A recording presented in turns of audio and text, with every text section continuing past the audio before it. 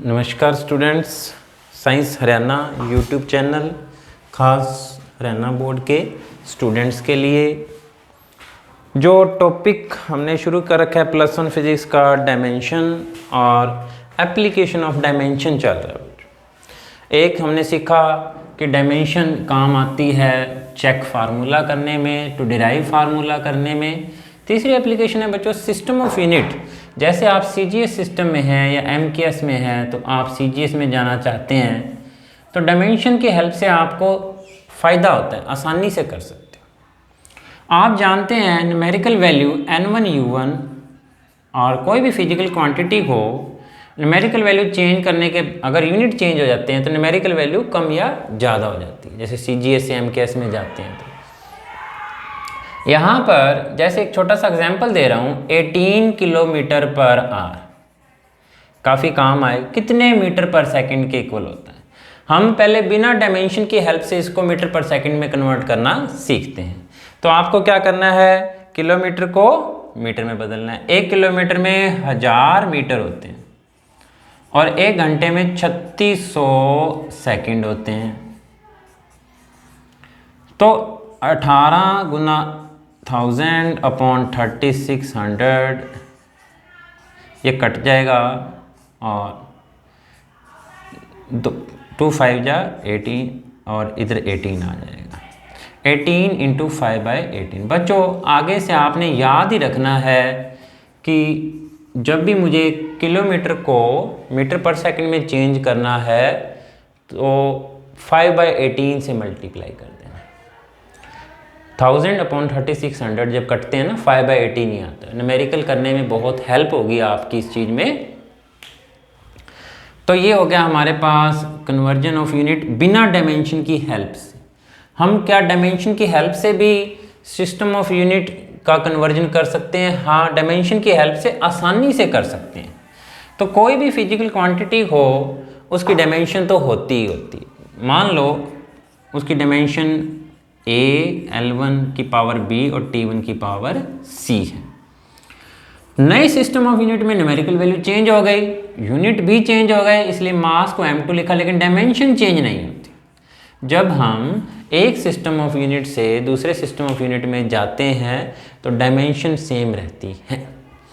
तो n2 मान लो आपने फाइंड आउट करना है, n1 आपको गिवन है, m1 इधर नीचे जाके m2 के साथ ऐसे आ जाएगा पावर a, L1/L2 की पावर b और T1/T2 की पावर c।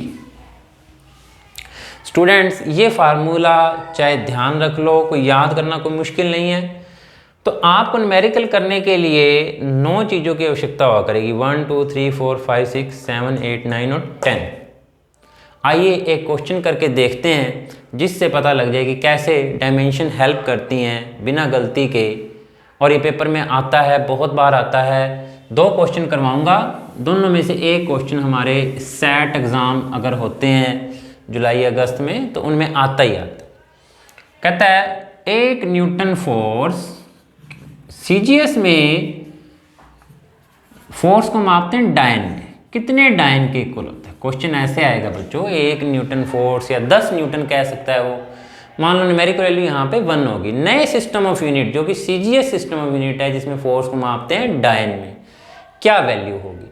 तो इसके लिए हमारे पास 3 चीज़ें चाहिए, 9 चीज़ें चाहिए हमारे पास। n1 हो गया 1, अगर यहाँ 10 दिया होता तो 10 लिख लेते। मान लो ये 10 न्यूटन तो यहाँ मैंने 10 लिख दिया। जिस सिस्टम में आप हैं m1 में, उसमें मास को मापते हैं किलोग्राम में, लेंथ को मापते हैं मीटर में और टाइम को मापते हैं सेकंड में। जिस सिस्टम में आप जा रहे हो सीजीएस सिस्टम में, उसमें मास को मापते हैं ग्राम में, लेंथ को मापते हैं सेंटीमीटर में और टाइम को मापते हैं सेकंड में। सीजीएस में भी टाइम को सेकंड में ही मापा जाता है। तो बच्चों अब वही फार्मूला लिखूंगा मैं जो अभी थोड़ी देर पहले लिखा था। n2 पता लगाना है, n1 दिया हुआ है, m1/m2 की पावर a, L1/L2 की पावर b T1/T2⁻C। अब ये ए बी सी क्या है, ए बी सी डायमेंशन है, और फोर्स की डायमेंशन याद कर सको तो कर लो, नहीं तो कोई बात नहीं। मैंने बार M1 L1 T-2 है स्क्वायर ब्रैकेट के अंदर। तो यहाँ पर मैं क्या करूँगा, A कितना आ गया 1, M की पावर 1 है, L की पावर भी क्या है 1, तो B भी 1 आ गया, और C जो कि T की पावर है वो -2। हमारे पास 10 की 10 चीज़ें आ चुकी हैं, 1 2 3 4 5 6 7 8 9 10। ये 10 की 10 चीज़ें यहाँ पुट कर दो, आंसर आ जाएगा। आसान है बच्चों। N1 कितना है 10। जिस सिस्टम में आप हो वो सिस्टम है किलोग्राम, जिस सिस्टम में आपने जाना है वो नीचे ग्राम। A कितना था 1। मीटर में आप हो, सेंटीमीटर में आपने जाना है, डायमेंशन 1 थी, B की वैल्यू, और ये भी सेकंड है, ये भी सेकंड में ही मापते हैं, C की वैल्यू है -2।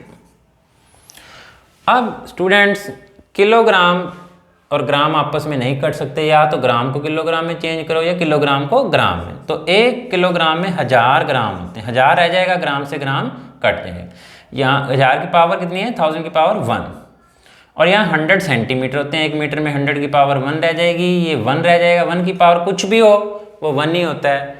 तो यह आ गया हमारे पास 10 × 10 की पावर 3 × 10 की पावर 2, तो ये आ गया 10 की पावर 6 डायन। तो 10 न्यूटन 10 की पावर 6 डायन के इक्वल होता है।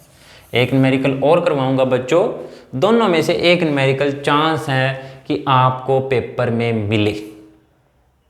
नेक्स्ट क्वेश्चन है 1 जूल में कितने अर्ग होते हैं। तो मुझे 1 जूल में पता लगाना है अर्ग कितने होते हैं, सिर्फ डायमेंशंस में चेंज आएगा बच्चों, और कोई चीज़ नहीं आएगा, क्योंकि मैं SI MKS से CGS में जा रहा हूँ। MKS सिस्टम में या SI सिस्टम एनर्जी को जूल में मापते हैं। कितने अर्ग CGS सिस्टम के अंदर एनर्जी का यूनिट है ERG अर्ग। फोर्स को डायन में मापते हैं CGS सिस्टम में।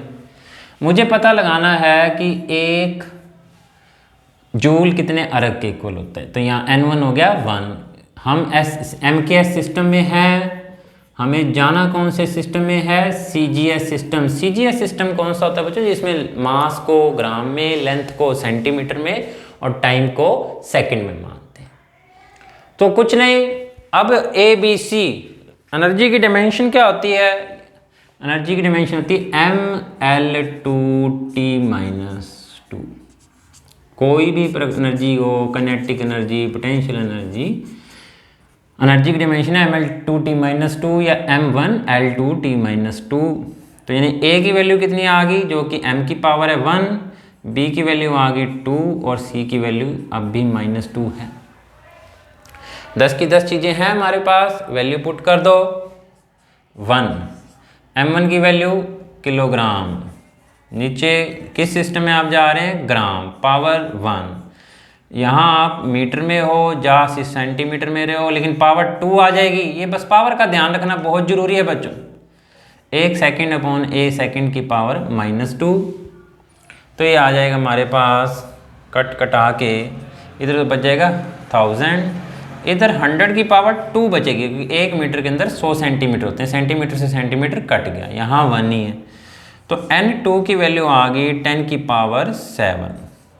तो 1 जूल 10 की पावर 7 अर्ग के इक्वल होता है स्टूडेंट्स।